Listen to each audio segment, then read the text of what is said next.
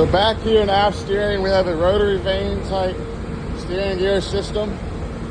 And right here we have the controller for pump number 1, which is the starboard unit. On the other side, it's the same thing, but for pump 2, port side.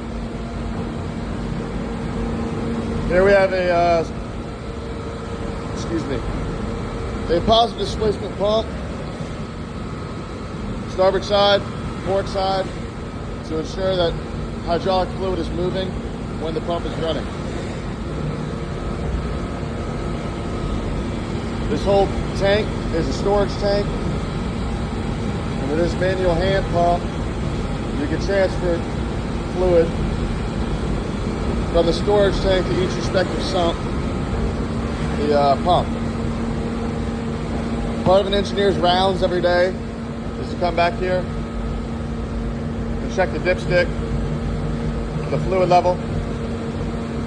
And there's one on the other side as well.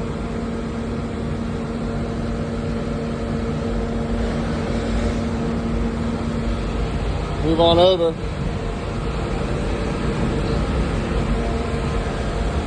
Here you have the rudder angle transmitter, which indicates to the bridge and here where the rudder is positioned at all times.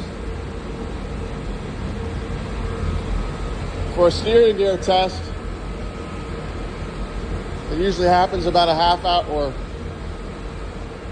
no later than a half hour before arrival or departure. Although as long as one's done within 12 hours of arrival or departure, that checks out.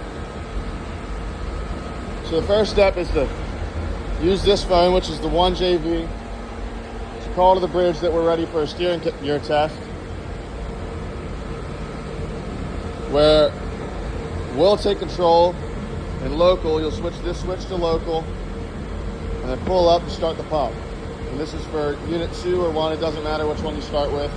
Usually they start with 1. So once in local and you have the pump control to back here and aft steering, if we're at port or at anchor, we'll go 30 right, midships, 30 left, back to midships. If we're underway, we'll only do 10. 10 right, 10 left, vice versa, or etc.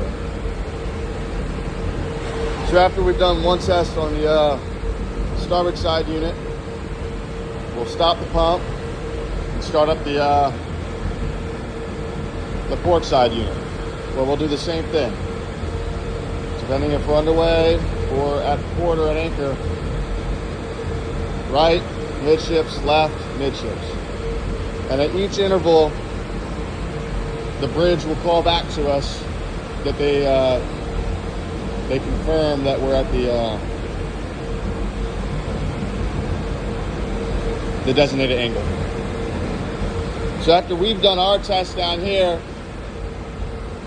we'll transfer control back to remote on both switches and call to the bridge to do their helm test, where they'll do the same thing. Right, left, on each pump. After they've done their helm test, they'll do their test where they turn their knob left, right, just like how this is. Same thing. 30 or 10, depends where we're at, whether we're underway or in port. Right, midships, left, midships. And at each interval, we're calling to them on the phone that we've reached the designated angle. At the end of the test, we'll ensure that both controls are remote, that the bridge has control, and we'll call the time over the phone, which is the 1JV, so the EOS, the bridge, everywhere where the 1JV hears the call of the time of completion, and that goes into the logbook.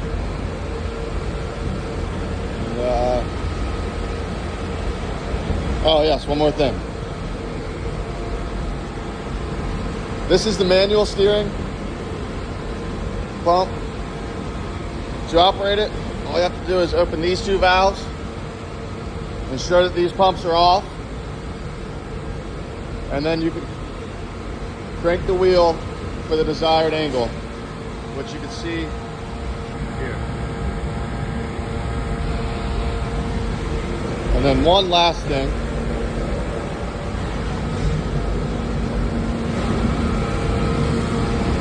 Right here. These are the emergency operation solenoids. To operate them, all you have to do is ensure that the controllers are in local. And then there's a button on each side. And you push it respectively to turn left or right.